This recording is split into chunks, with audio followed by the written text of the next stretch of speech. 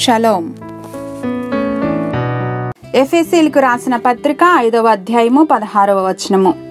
మీరు సమయమును పోనీయక సద్వినియోగము చేసుకొనుచు, making the most of every opportunity because the days are evil.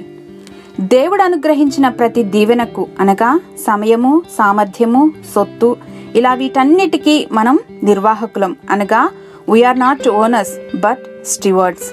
నా జీవితం నా ఇష్టం, నా టైం నాకు వచ్చినట్లు వినియోగిస్తాను, నా డబ్బు నాకు నచ్చిన రీతిగా ఖర్చు పెట్టుకుంటాను అనటానికి లేదు. మనం ఈ లోకయాత్రలో బాటసారులం. ఇక్కడ మనకు అప్పగించబడినటువంటిది ఏది మనది కాదు. చివరికి మన జీవితమైన దేవుడు మనకిచ్చిన అద్భుతమైన బహుమానాలలో జీవితము, అవకాశము, సమయము చాలా ప్రశస్తమైనవి. ఒక్కసారి కోల్పోతే తిరిగి రానివి.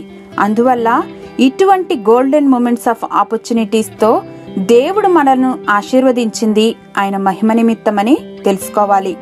శాశ్వతమైన అనంతమైన కాలంలో ఓ తురుపు ముక్కల సమయాన్ని దేవుడు మనకిచ్చారు. అటువంటి సమయాన్ని వృధా చేయటం అంటే శాశ్వత కాలంలోని కొంత సమయాన్ని నిర్లక్ష్యపరిచిన వారి కిందే లెక్క.